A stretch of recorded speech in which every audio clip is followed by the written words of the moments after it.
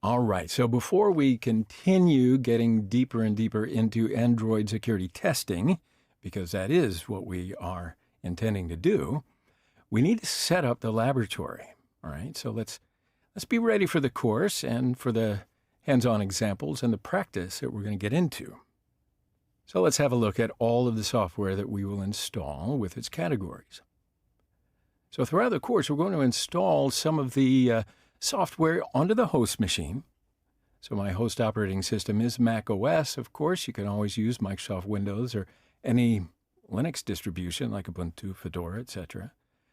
And there are really no disadvantages in terms of the, following and learning the exercises in this course. There's really no significant difference when these software will run on the different operating systems, right? So there's not a problem. Each has their own emulator.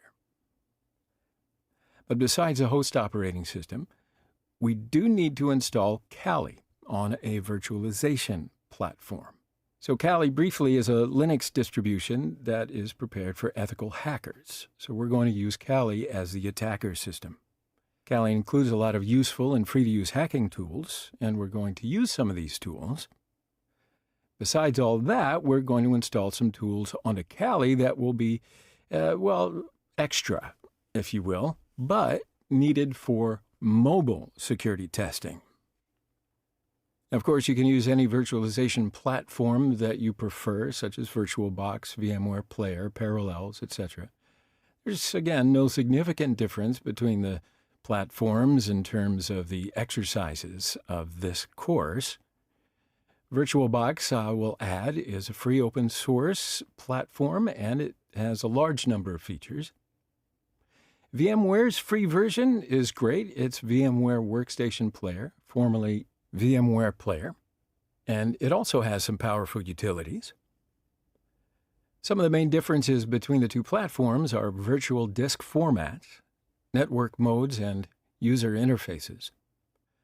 You can always compare the features of VirtualBox and VMware in particular detail and select whatever suits you, what you feel like working in. What I'm going to do is use VirtualBox. Now, like I said before, emulators are very important to simulate and test Android mobile phones without needing to have the physical device right in front of you. Emulators will provide almost all of the capabilities of a real Android device. So in this course, we're going to install Android Studio and something called Genymotion to use as the emulator. Now, there are some competing pronunciations out there, Genymotion, whatever. I just say Genymotion, and you can say it the way that you want. Now, Android Studio emulators support x86, ARM, and ARM64 processors. Genymotion, however, only supports x86 processors, but it's easy to use, and just be aware that some APK may require us to use Genymotion due to its structure. So we're just going to be using both of them. Genymotion has an addition for free personal use, but after 30 days, its features will be limited, but don't worry because available features will be enough for our tests, even if it takes you longer than 30 days. One of the mobile security frameworks that we will use in the course is MobSF. So it's a mobile pen testing framework capable of performing static and dynamic analysis. We're going to need some tools to perform the reverse engineering and static analysis of Android applications. And these tools are, ADB, Android Debug Bridge. This is a versatile command line tool used to communicate with an emulator instance or connected Android device. Now, by default, Genymotion Desktop uses its own Android tools which contain ADB. But if you want to, you can always install and use Genymotion as an emulator. Then you don't need to install any ADB separately. APK Tool is also for reverse engineering third-party closed binary Android apps.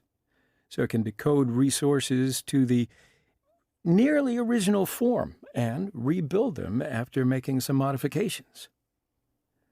Bytecode Viewer is an Android APK reverse engineering suite that includes a decompiler, editor, and debugger. Visual Studio Code is a code editor redefined and optimized for building and debugging modern applications. We'll use VS Code for the APK Lab extension. So APK Lab is Android Reverse Engineering Workbench. APK Studio, which is an open-source cross-platform Qt-based IDE for reverse engineering Android application packages. So now I want to show you the lab architecture diagram for this course. It'll help you understand the structure of the virtual machines as well as the software that we're going to install in the laboratory environment. So we'll have a look at the big picture. Here's the whole picture. So host is your computer on the network that you access via the internet, via Wi-Fi access point, or a wired connection. It doesn't matter. And you will install one of the virtualization platforms, such as VMware or VirtualBox, on your host machine. We'll install Genymotion, Android Studio, APK Studio, and VS Code on the host machine. We'll install Kali Linux as the attacker system and install the necessary tools for Android security testing. Although there are some virtual machines that come pre-installed as tools for Android testing, you may not be able to access all of them for free in the future. That's why we want to use Kali, so that you can use it in the long run.